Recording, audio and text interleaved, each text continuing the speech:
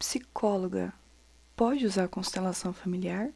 Oi, eu me chamo Jussara, sou psicóloga clínica desde 2018 e já atuei como representante setorial pelo Conselho Regional de Psicologia do Paraná e como coordenadora da Comissão de Estudantes de Psicologia dos Campos Gerais. Isso pela gestão de 2016 e 2019. Antes da gente falar se o psicólogo pode ou não usar a constelação familiar, eu gostaria de trazer alguns princípios do nosso código de ética, os nossos princípios fundamentais e algumas das nossas responsabilidades, tanto do que podemos quanto do que não podemos fazer na nossa prática profissional. O nosso código de ética ele é construído pela categoria e atualizado de tempos em tempos. A edição atual que a gente tem hoje é de 2005 e ela norteia as boas práticas da psicologia. A gente não pode criticar o nosso código só porque lá proíbe uma prática que a gente quer fazer na nossa atuação. Até porque tudo que está ali no nosso código tem como base a ciência. Afinal, a psicologia é uma ciência, né? Então, vamos lá pelos princípios.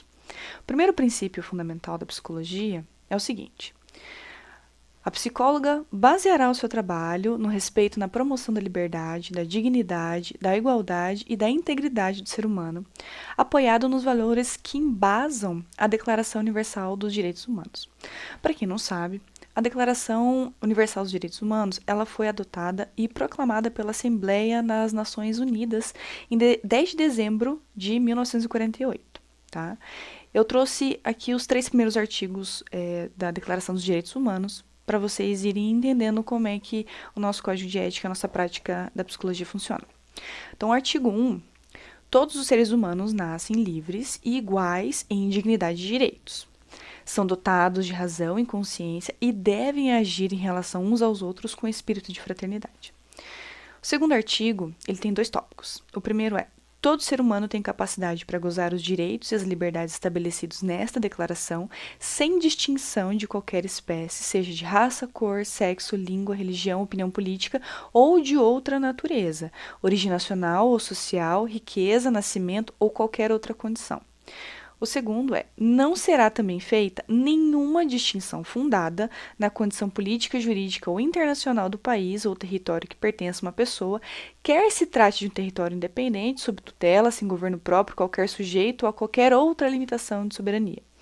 E o terceiro artigo é: todo ser humano tem direito à vida, à liberdade e à segurança pessoal.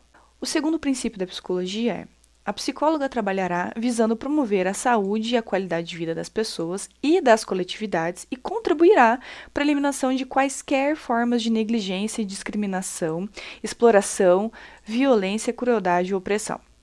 Então, a psicologia ela é voltada para o bem-estar do coletivo e da individualidade. E para a gente promover a qualidade de vida, nós precisamos lutar contra qualquer tipo de violência, preconceito, discriminação, seja na prática pública ou privada.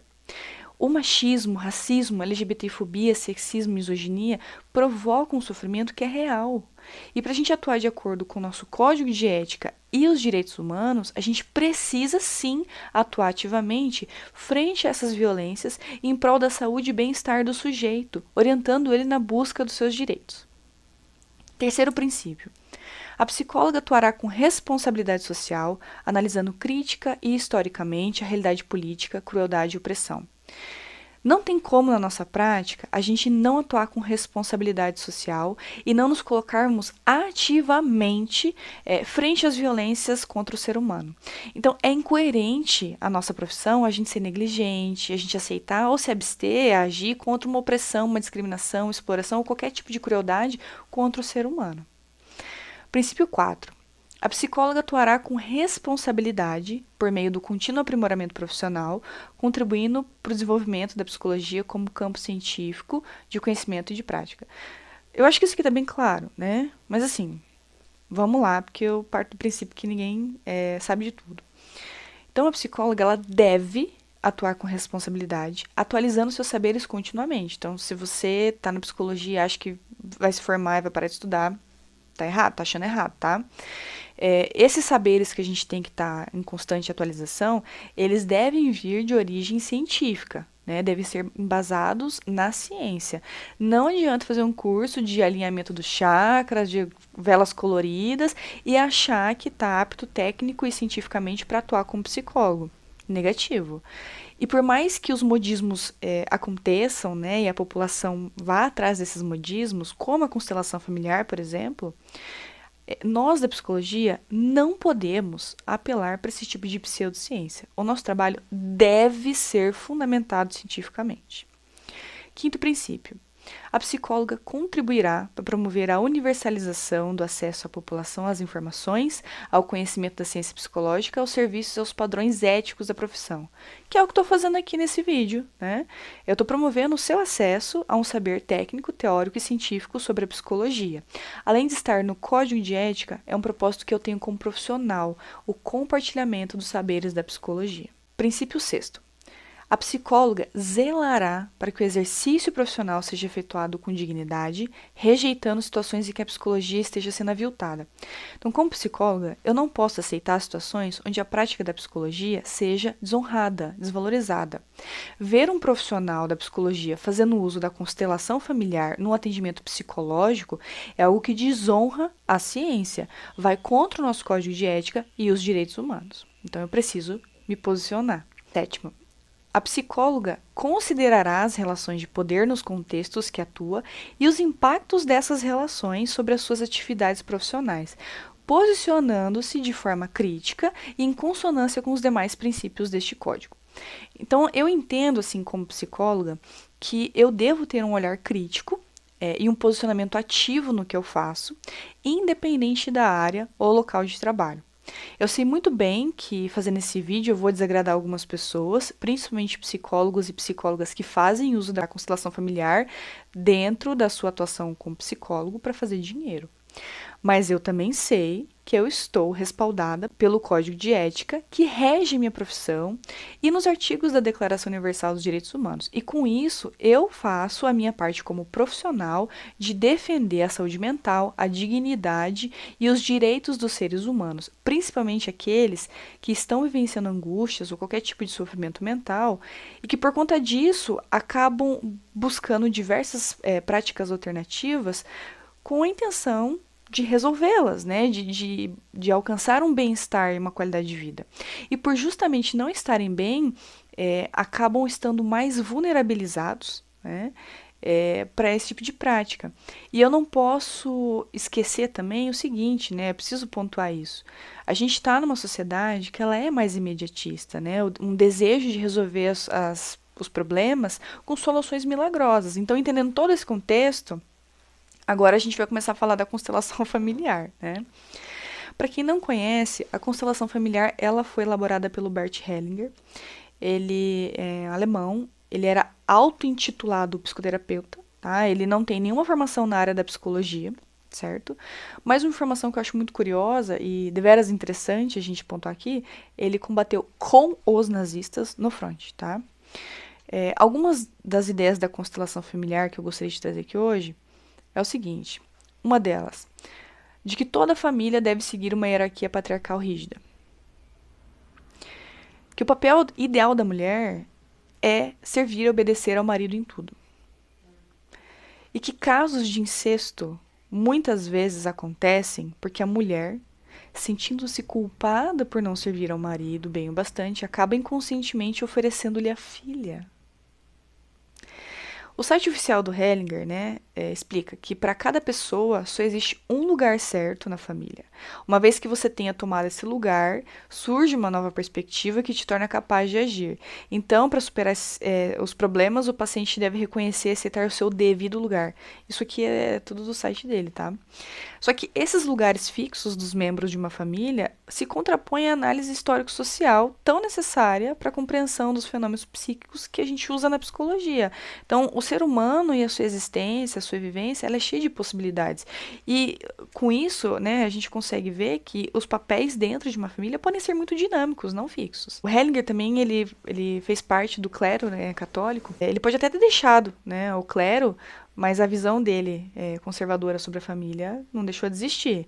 Para ele, uma estrutura altamente hierarquizada com o pai, havendo condições ideais no papel de monarca absoluto. Isso para ele é família, tá? Mas só jogando uma reflexão aqui para você, no Brasil, de acordo com a Central Nacional de Informações do Registro Civil, em 2020, 6,31% das 1.280.514 crianças que nasceram foram registradas apenas com o nome das mães nas certidões de nascimento. Daí como é que funciona sem o pai na história, né? Limitada essa constelação familiar. Outra ideia da constelação é o seguinte, né? Abre aspas. O amor é geralmente bem servido quando a mulher segue o marido na língua, na família e na cultura, e quando concorda com os filhos, concorda que os filhos devem segui-lo também. De acordo com o nosso código de ética, o sistema conselhos e os direitos humanos, qualquer profissional da psicologia que utilizar de técnicas, meios e recursos de caráter machista, sexista e hierárquico da doutrina que fundamenta as constelações familiares, estará se posicionando contrariamente ao exercício ético profissional e, consequentemente, favorecendo diversas formas e reproduções de violências. Vocês lembram dos princípios fundamentais da psicologia que eu falei no começo, né? Mas vamos lá que tem mais, né? Calma que pior. Segundo Hellinger, isso aqui é segundo ele, tá? A homossexualidade pode surgir quando uma criança é pressionada a assumir o lugar de uma pessoa do sexo oposto no sistema familiar. No livro Acknowledge What Is Conversations with Bert Hellinger, ele afirma que vítimas de abuso sexual infantil que se tornam prostitutas fazem isso por amor inconsciente ao abusador para carregar a culpa dele.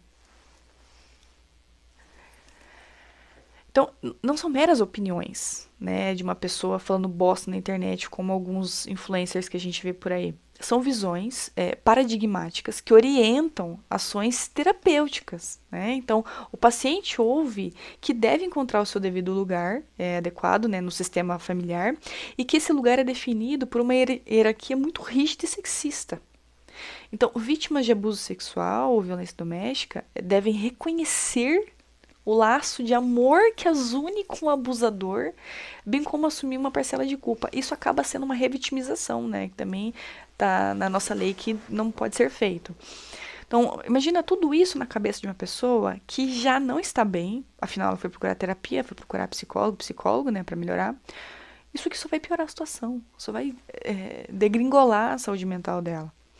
E ainda existem casos de ações judiciais em que a constelação familiar ela é usada na conciliação entre as partes, principalmente nas varas de família.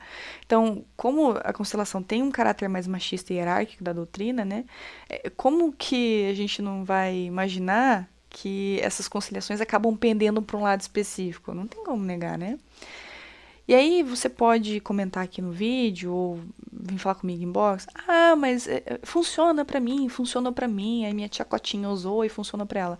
Então, mas assim, meu anjo, isso não tem valor científico. Fatos científicos não são definidos em depoimentos e opiniões, tá bom? Existe muita incompatibilidade ética na prática do psicólogo e da psicóloga quando faz uso de constelação familiar na sua atuação profissional. Então, o profissional da psicologia não pode usar técnicas que não estejam regulamentadas e não sejam reconhecidas pela nossa profissão. Né? E para finalizar aqui, a utilização de técnicas, da técnica por profissionais da psicologia é incompatível com o disposto nas referências técnicas para atuação da psicologia em programas de atenção à mulher em situação de violência, na resolução CFP 008/2020, que estabelece normas de exercício profissional da psicologia em relação às violências de gênero. Também vai contra a resolução CFP 001/99, que estabelece normas de atuação em relação a questões de orientação sexual. A resolução CFP 001/2018, que estabelece normas de atuação para psicólogos em relação às pessoas trans e travestis, e na resolução CFP 018/2002, a qual estabelece normas de atuação para psicólogos em relação ao preconceito e discriminação racial. Então, assim, se eu falei tudo isso e você não conseguiu entender qual é a conclusão da pergunta inicial, eu vou responder para você.